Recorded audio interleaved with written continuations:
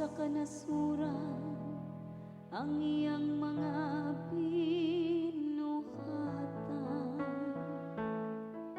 Awiti siya, awiti ang iyang pagdaig.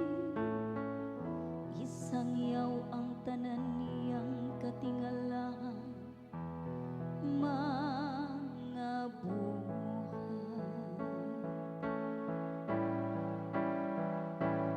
Ang yuta puno sa kaayo sa Ginoo, himaya ang iyang balaang ngalan.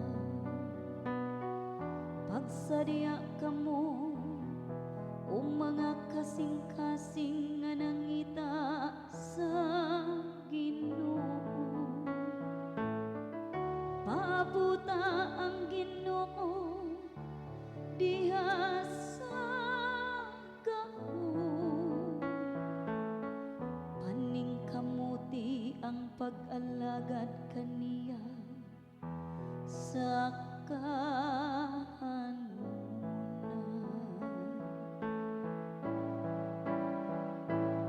Ang yuta puno sa kaayo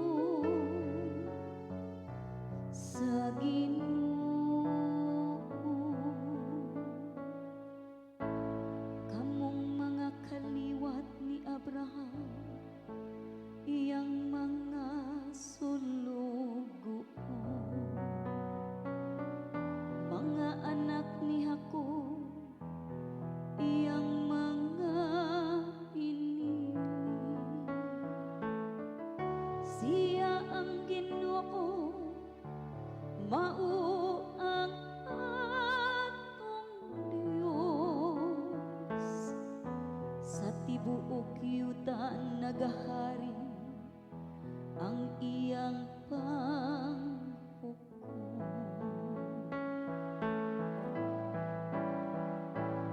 Ang yuta puno sa kaayo sa Ginoo, mahinumdum siya sa kahangturan sa iyang kasabutan, nga iyang gipalungtad sa usa ka libo ka mga kaliwatan,